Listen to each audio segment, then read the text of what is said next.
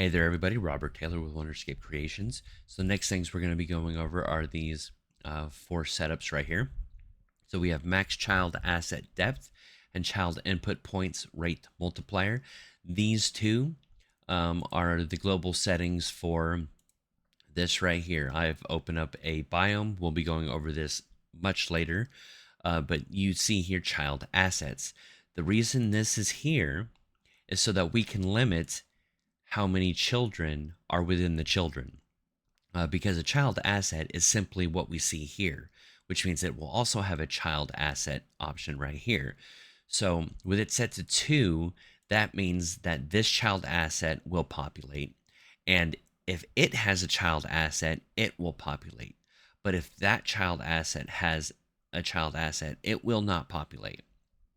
And then obviously the multiplier, then that means that the child of the child will theoretically have 5 times more points. So that is how that works. Output data for runtime generation.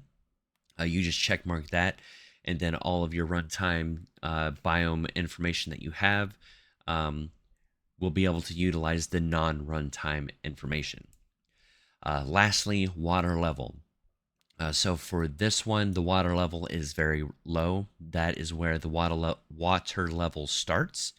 For the gentleman that I've been helping, his starts at like -200. So this is very dependent on your landscape and where you want your um, water level to be. And essentially, if you aren't going to have, like an island or something, this still needs to be set to something lower than where you want the lowest points of your landscape of your stuff being generated. That way, once you start messing with the minimum height and maximum height, it knows where to pull information from. And we'll go over that more in detail once we start messing with the height of stuff in here so that you can see how that works.